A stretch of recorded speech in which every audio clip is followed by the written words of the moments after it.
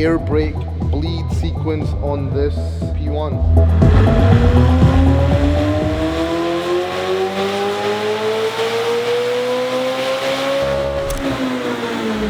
Okay, first 750S on the dyno. This is a US spec car.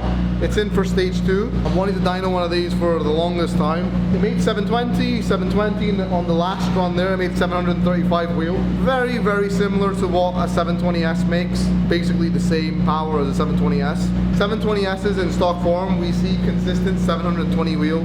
This I saw 720 wheel, 720 wheel, and on the third hit, it gave me 735 wheel. So yeah, I guess it's 735 wheel.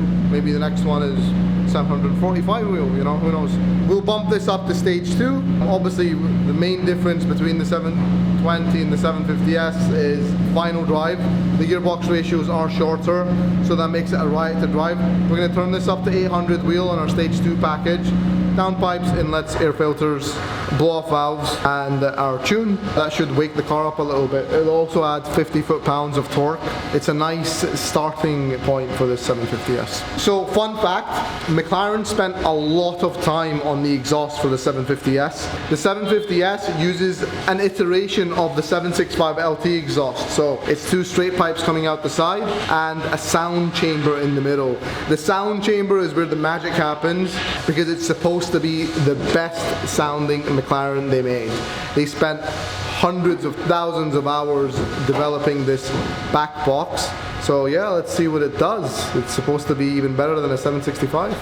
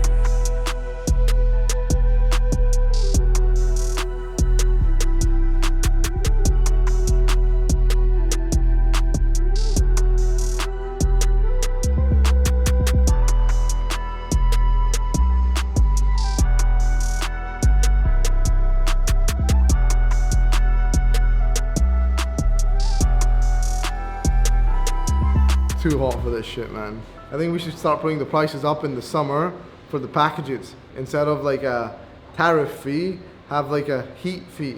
Let me know what you guys think about that. They're like fucking melting out here. 750S, stage 2. Downpipes, inlets, air filters. No LSD, it's a pretty simple build. This is the first build we're doing for this particular customer. He also has a P1, so you know, maybe he'll send us his P1 next. Been doing a lot of them recently, lots of learning, lots of banging my head off a wall, but so far so good. Let's see what power it makes.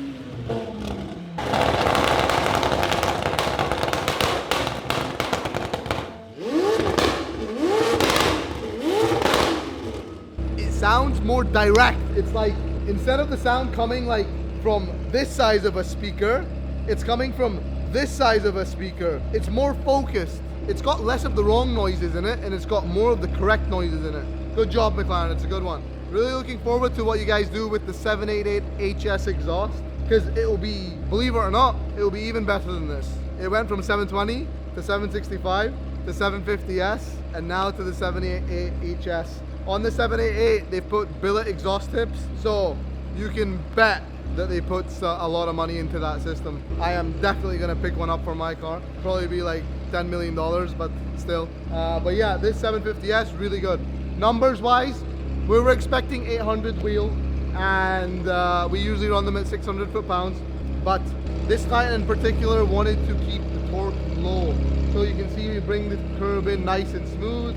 We keep it at around 570 foot-pounds, and peak horsepower makes 790 horsepower, which is fantastic in these conditions. What is this? You never get any mail in Dubai. So if you get a document or a letter, it's important. I'm being deported. No way! It's our sublease agreement for the new facility.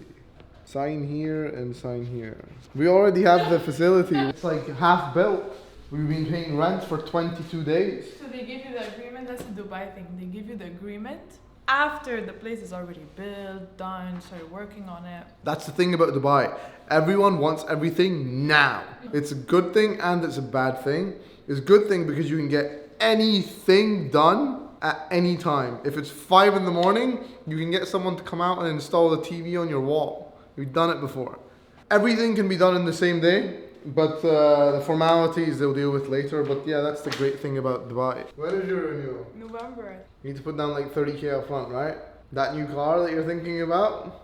No, but think of it, right? If I get a monthly thing, then I can actually invest in a car. Because now I've been paying this for a year. Invest in a car? Yeah. What invest in a car? This, you pay 1,500, whatever you pay.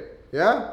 You drive it, you park it, you drive it, you park it, you crash it, you park it, you drive it, you put gas in it, you drive it, that's it. Yeah? When you own a car, tires, brakes, this fee, that fee, registration fee, breathing air fee. So sometimes it's better to rent than to buy. But you want me to settle in Dubai, right? So I'm gonna keep driving a car that literally one day I will die with? How will you die with it? Tell him to fix it. Tell him. No, tell him from now on, I will only pay you 1,500 dirhams per month, and 300 dirhams I will spend on maintenance per month to fix your car. He told me just give it back to me then. So you give it back to him? No, because for that price it's a Toyota. I don't want to drive a Toyota.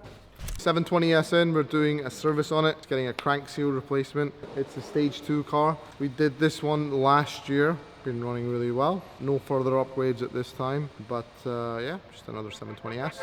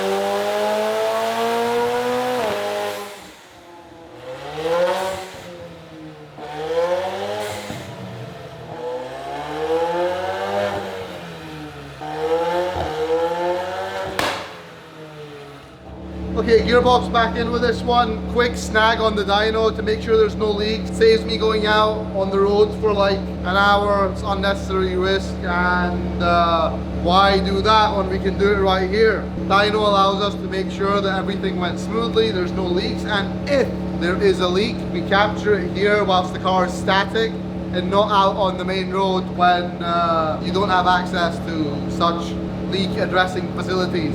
Right, so today we are doing an air brake bleed sequence on this P1. Now on 720S, the air brake bleed sequence is super simple because the valve is inside the transmission. and there's no bleed nipples. But on the P1, there are 8 bleed nipples on P1. You need to bleed them individually, and it's a pain in the ass process. A lot more complicated than a 720S air brake that just goes like this, whereas the P1 does other shapes too. So now we're going through the bleed sequence one by one. It takes like hours to get through this. Now we bled the lower left hand bleed nipple. It's free of bubbles. We'll move on to the next one. Lift upper chambers. The noises that the pump makes is so interesting. It's like it's about to explode, but it's normal. So now the rams have gone up into the highest position, and now it's depressurizing. These are the bleed nipples. See, there's one here, there's one here, there's one here, here. So that's the 4 bleed nipples. All right, upper right hand. Okay, we are going to bleed this one. Hook up the bleed tube. Once you're ready for me to run the pump, let me know. Okay, ready?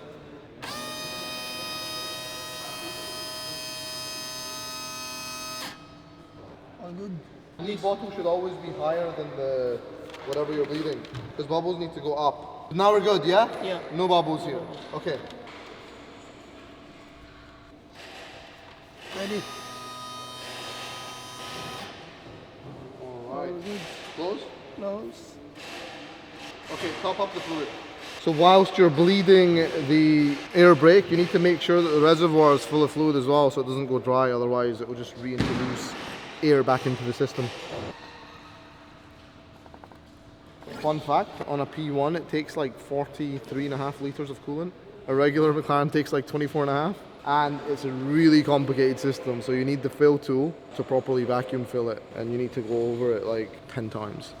Now we'll do the bleed pitch lower chambers.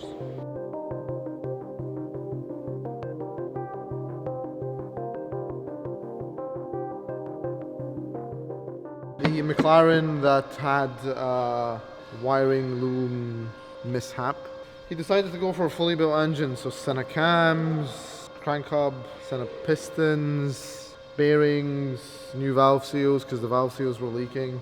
It's going to be on stock turbos. Really straightforward build. We started this maybe 5 days ago. Now it's finished and it's ready to go back into the car. It's so crazy. You're taking a picture of an engine and there's like a car in 2 pieces in the background. But yeah, all these builds are really special. It's like now I'm pretty numb to building these engines, but at the end of the day, having a fully built 765 is a really special experience, you know. We do so many of these, we forget how special it actually is. A McLaren in stock form is already so special, but to have a fully built one turned all the way up, it's another level altogether. With majority of the 765s we've built to date, none has really changed hands. If they do, they change hands for an upgraded version of our build, or, you know, we build them another car. McLarens are for life. Hey guys, welcome back. This is the infamous rodent 765LT. There are no signs of rodents obviously in the car anymore. The wiring's been changed, the engine's been rebuilt. Whilst the engine is out, you know, is disassembled, the customer opted to do an engine build. As you can see, we've retained the stock 765LT turbos on there. I believe it's a cool idea. Stage 3 engine build with the stock turbos is ready to get inside the car right now. And then after, we're gonna tune the car on the stage 3.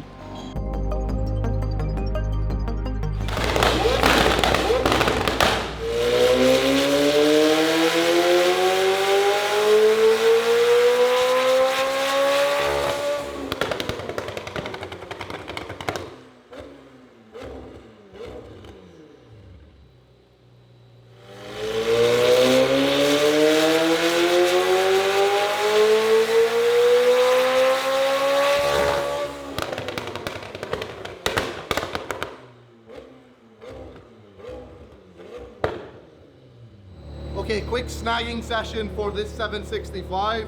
Relatively straightforward build. It's our stage 3 plus build, so it's got Senna cams, it's got a modified transmission, it's got a fully built engine, but it's got stock turbos. We're gonna turn this up to around 900 wheel on pump gas, which is 98 RON for us over here. That's around 1060 at the crank, and on race gasoline it will make just over 1000 wheel. The engine's just been fully built. It goes onto the dyno first. We run them in really hard. We don't like to baby our engines. The harder they run in, the less oil consumption issues you have down the line. And if the car does have a problem, you know, coolant leak, oil leak, if something is not correct with the build, we want to find out on our dyno, not when we put the car on the plane, send it to Europe, the client is driving down an open road past in Italy. Any issue, we want to find it here, we want to drive them hard on our dyno.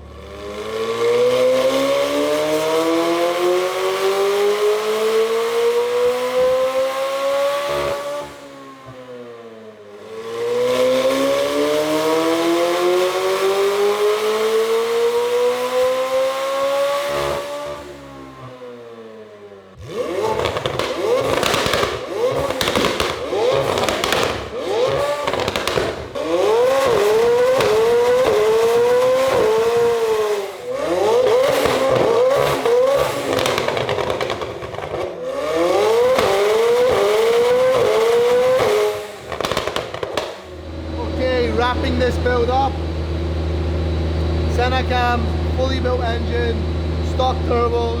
This car is now going to get its last oil change for its run-in service, and then we're putting it on a plane to head to Europe.